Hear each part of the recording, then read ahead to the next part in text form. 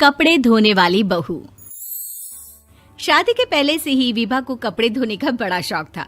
कभी नल के नीचे तो कभी तालाब के पास। अरे मेरी नीली वाली लुंगी नहीं दिख रही है। विभा की अम्मा, कहाँ रखी है लुंगी? अरे वो तो विभा ने परसों ही धोकर रखी थी आपकी अलमारी में, देखो वहीं होगी। वो ना मैंने आज धो दी, मुझे लगा कि गंदी हो गई होगी। अरे कैसे गंदी हो गई थी? उसे तो मैंने पहना भी नहीं। हे भगवान, इस लड़की के कपड़े धोने की आदत से परेशान हो गया हूँ मैं। जितना तो घर में राशन नहीं आता, उससे कहीं ज्यादा डिटर्जेंट पाउडर का खर्चा है। इसकी शादी करवा दो, शादी जाए अपने घर में ही करे काम, फिर चाहे घर के कपड़े धोने हो या पूरे गांव के। हाँ ठीक बोल रही हूँ, देखता हूँ मैं कोई लड़का। वो दिन भी आ जाता है जब विभा को देखने लड़के वाले आ जाते हैं। लड़की मुझे अच्छी लगी। होने वाली सास कहती है, बेटी अगर कुछ पूछना है तो पूछ लो। वैसे तो हमारी लड़की बहुत ही शर्मीली है, जो बोल दो वो मान लेती है, इसे क्या पूछना होगा। अरे कैसी बात कर रही हो माँ, मुझे इन लोगों के घर रहना है, सवाल तो कई है। हाँ हाँ बेटा, पूछ लो ना, क्या पूछना है। आप लोगों के घर कपड़े कौन धोता है? सास का मुंह बन जाता है। देखो, अगर तुम ये कहना चाहती हो कि तुम्हें कपड़े धोने नहीं आते तो सुन लो, कपड़े मैं ही धोती हूँ, लेकिन तुम्हारे आ जाने के बाद मैं रुमाल तक नहीं धोऊंगी। अरे चुप रहना भाग्यवान, बहू बेचारी घर आई नहीं, उसे डराना शुरू कर दिया। वो क्या है ना बिटिया, अभी तक तो ये कल्लू की माँ ही धोती थी, लेकिन अब तुम्हारे पापा तो दहेज में वॉशिंग मशीन देंगे ही। तभी विभा की माँ बोल पड़ती है, सवाल भी पूछा तो क्या। वैसे भाई साहब, मशीन की तो फिर भी कपड़े धोने की कैपेसिटी होती है। मतलब जो बिटिया दे रहे हैं ना विभा, इसे कपड़े धोने का बहुत शौक है। ये आप लोगों के क्या, आस पड़ोस गांव मोहल्ले सबके कपड़े धो दे और उफ तक ना करे। बाहर देखा नहीं आपने कितने कपड़े सूख रहे हैं? सब हमारी बिटिया ने ही तो धोए हैं। बस भी करो ना माँ, शर्म आ रही इतनी तारीफ सुनकर। और तो और एक दाग निकाल कर दिखाओ तो मान जाऊं। हाँ अच्छा, माफ करना बेटा, मैंने गलत समझा। हमें तो रिश्ता बहुत पसंद है। और ऐसे जुड़ जाता है रिश्ता कपड़े धोने का शौक रखने वाली विभा का। उसकी शादी हो जाती है कोयला फैक्ट्री में काम करने वाले कल्लू के साथ। शादी के बाद अचानक विभा चिल्लाती हुई सास के पास आती है। सासू माँ, अरे सासू माँ कहाँ है आप? ये तो धोखा है, धोखा दिया आप लोगों ने मुझे। इसे ससुर के चक्कर के बारे में पता चल गया। अरे तो उसमें तुझे क्यों धोखा मिला है? अरे नल में पानी नहीं आता, कपड़े कैसे कब धुलेंगे? अच्छा, तू पानी नहीं आ रहा उसकी बात कर रही है। तो आपने क्या सोचा? कुछ नहीं।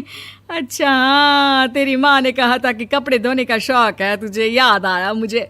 शौक बोलकर कपड़े धोने वाले मेरे जुनून को कम ना आके सासू माँ, कपड़ा धोना मेरा गुरूर है। तभी पति भी वहाँ आ जाता है। अभी मैंने इसे सनी देओल की फिल्म दिखाई है, उसी के डायलॉग मार रही है माँ। अच्छा सुन, साफ साफ बता रही हूँ, पानी सुबह 4 से 6 और शाम को 10 से 12 आता है, समझी? विभा टाइमिंग सुनकर हैरान हो जाती है। ये क्या भूतों का मोहल्ला है?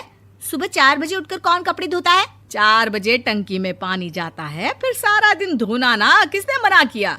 अरे कैसी बात कर रही हैं? 200 लीटर की टंकी में कितने कपड़े धो लूंगी मैं? सुबह ही उठ जाऊंगी मैं। अब क्या था, विभा सुबह 4 से लेकर रात के 12 बजे तक कपड़े ही धोती रहती। एक रोज सास पड़ोस से निकलकर कहीं जा रही होती है कि साथ वाली कहती है, हाँ कल्लू की माँ, जरा ये बताओ कि 2 साड़ी है, 2 ब्लाउज और एक पेटीकोट और एक नाड़े वाला लंबा कच्छा। हाँ तो? अरे तो क्या, कितना लोगी धुलाई ये बताओ। धोबन दिख रहे हैं हम क्या? हमारे पति सरकारी नौकरी से अभी रिटायर हुए हैं और बेटा सुपरवाइजर है कोयला फैक्ट्री में। धोबन समझ रखा है हमें? हाय रे कल्लू की अम्मा, माफ कर दो, वो तो मोहल्ले में यही सब बता रहे थे कि तुमने बहू को कपड़ा धुलवाने के काम में लगा दिया है। सास को पड़ोसन की बात सुनकर गुस्सा आ जाता है। वो घर पहुंचती है जहां घर के बाहर ही इतने सारे कपड़े सूख रहे होते हैं जितने कि किसी धोबन के घर पर। अरे ओ कल्लू की दुल्हन, बाहर निकल। माँ जी यहीं आ जाओ, बाथरूम में चादर धो रहे हैं हम। अरे अभी हम धोते हैं, तुमको बाहर निकलो। ये आस पड़ोस वाले बोल रहे हैं कि हम बहू से कपड़े धुलवा कर उसे कपड़ा धोने वाली बना दिए हैं। अरे छोड़ो ना माँ जी, किन लोगों की बातों में आती हो? आस पास के लोगों का तो काम ही होता है कि वो किसी तरह सास बहू को लड़ा दे। बहू सारे घर के कपड़े धोती है, ये क्या कम है? बोलिए। सास को भी लग जाता है कि वो बहू का ये सनकीपन नहीं छुड़वा सकती, इससे अच्छा है कि खुद ही चुप हो जाए। एक रोज सास और बहू मंदिर जाते हैं, जहाँ सास की साड़ी वहाँ खड़ी भीख मांगने वाली से मिलती है। माँ जी क्या बात है, आपकी साड़ी उस भिखारन से कितनी मिल रही है ना? हाँ हाँ देखो तो, दोनों की साड़ी मिल रही है। क्या बात है कल्लू की अम्मा, तुम खुद को तो अफसर की बीवी बताती हो और ऐसी सिंपल सी प्लेन साड़ी पहनकर घूमती हो। सिंपल और प्लेन नहीं है ये साड़ी। तो क्या सोने के धागे से फूल बने हैं? कुछ भी सासू माँ, कुछ भी। हाँ बने थे इस साड़ी में सोने के धागे से फूल। मेरे पति लेकर आए थे मद्रास से स्पेशली मेरे लिए 10,000 की। ताहे भाई साहब इस भिखारन के लिए भी सेम टू सेम साड़ी लेकर आए होंगे 10,000 की। सास उस वक्त तो कुछ नहीं कहती, लेकिन बहू के साथ घर आती है और अलमारी से एल्बम निकाल कर लाती है। ये साड़ी देख रही है, ये वही साड़ी है जिसे मैंने अभी पहना था। इस साड़ी में ये जो चमकदार फूल दिख रहे हैं ना, ये सोने के धागों से काढ़े गए हैं। लेकिन तू लोकल वॉशिंग मशीन ब्रश से घिस घिस कर सारे फूलों को निकाल कर साड़ी प्लेन कर दी। मुझे माफ कर दीजिए सासू माँ। और तो और, जब मैंने तुझे तेरी गलती के लिए कुछ नहीं कहा, लेकिन तूने तो सबके सामने मेरा मजाक ही बना दिया। क्यों? बहू को समझ में आ जाता है कि अब से उसका कपड़े धोना बंद।